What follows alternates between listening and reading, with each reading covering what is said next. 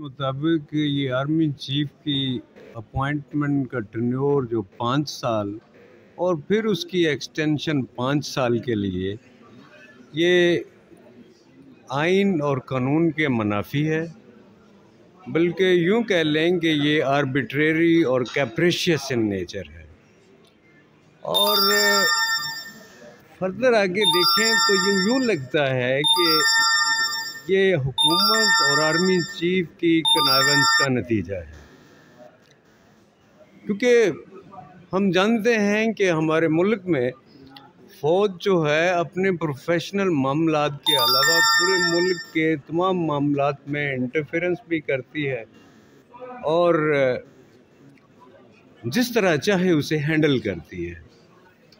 तो अगर ये जो सिटिंग रजीम है फॉर्म 47 की पैदावार है, डेफिनेटली एस्टेब्लिशमेंट की मदद से ये गवर्नमेंट आई है।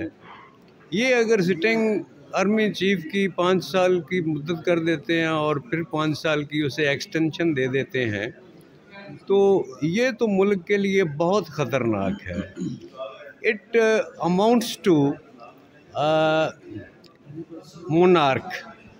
ये बादशाहत है कि 2 या 3 एक गवर्नमेंट का एक डिपार्टमेंट है पाकिस्तान आर्मी, और हुकूमत उनके साथ अगर मिली भगत से ऐसे कानून बनाते जाएंगे कि जिनकी वजह से कोई और पार्टी गवर्नमेंट में आ नहीं सकती, तो इसका मतलब ये है कि ये बादशाहत कायम करने जा रहे हैं, मोनार्क कायम करने जा रहे हैं, और इस तरह से फिर मुल्क नहीं चला करते। Thank you. मैं तो समझता हूँ कि ये एक इंतहाई पॉजिटिव कदम हुआ है और पाकिस्तान की रियासत जो है ना इस वक्त वो मुश्किल तरीन सूरत हाल से गुजर रही है। अब बदकिस्मती से पाकिस्तान की जो जमहूरी हुकूमतें हैं वो इतनी तकड़ी नहीं है।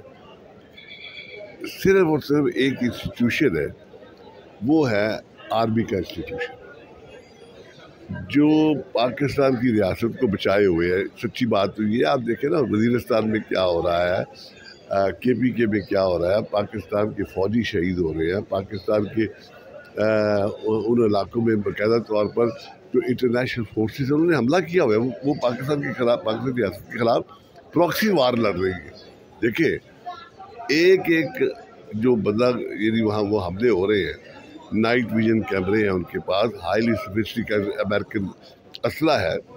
हम कोई कहे या ना कहे, अमेरिकन जो वहाँ एजेंसीज हैं उन्होंने पाकिस्तान पे हमला किया हुआ है।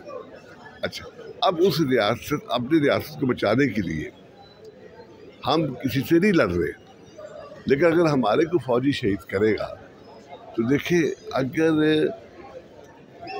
अगर यहाँ सियासी अदारे मजबूत नहीं है तो आपको अपने जो इंस्टीट्यूशन मजबूत है उनको तवाना करने के लिए CMC को अगर 5 साल का अरसा देते हैं तो ये कोई, यानी ये पाकिस्तान की रियासत के लिए इंतहाई पॉजिटिव बात।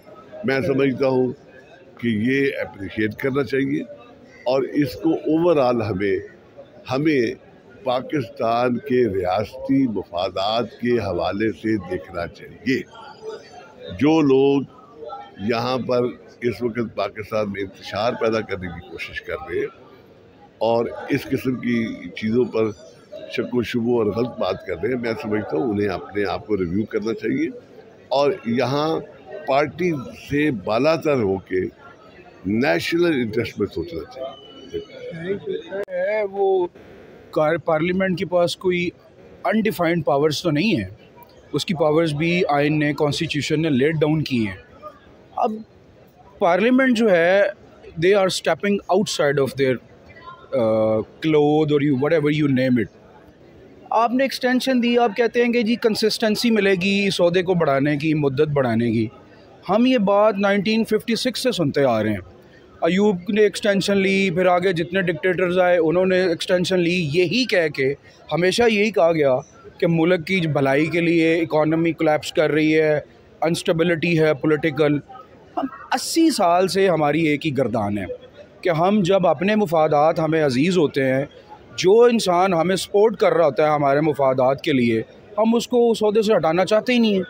तो इसमें आम आवाम का क्या जाएगा? आप कुछ ये 200-300 लोग जो पार्लियामेंट में बैठे हैं, ये लोग आप तो सुपरसीड कर रहे हैं जो आने वाला नया बंदा है पीएमए में। जब पीएमए में एक नया रिक्रूट आएगा, कैडेट आएगा, उसको यही नहीं पता कि कल को मेरे साथ क्या होना है। मैं इतनी मेहनत कोशिश करूँगा इस रियासत के लिए, अपनी जान दाव पे लगाऊँगा, कुर्बान करूँगा, जो भी करूँगा, end of the day somebody will stood up and they will do something in the constitution and make any person chief of army staff or anything। आप उसकी एक्सटेंशन बढ़ा दें, मुद्दत बढ़ा दें, जो मर्ज़ी आप कर लें। आपको इस मुल्क के अंदर अगर आपको कुछ भी करना है तो you have to make a rule of law, जो कि बिल्कुल नापैद हो चुका है। आप हमारी जुडिशरी की हालात देख लें, गवर्नमेंट से कंट्रोल नहीं हो रही जुडिशरी। हमने रातों रात 5 मिनट के अंदर 13 से जज उठाए हैं, हमने 34 कर दिए हैं, और अभी हमने उसको डिसाइड करना है कि जुडिशल कमीशन क्या करेगा। और जुडिशल कमीशन में क्या हो रहा है ये भी सबके सामने है। हमें रूल ऑफ लॉ जब तक इस मुल्क में नहीं आएगा, इस मुल्क के हालात नहीं बदल सकते। ना स्टेबिलिटी आ सकती है इकॉनमी और ना ही किसी और चीज़ की। Thank you so much.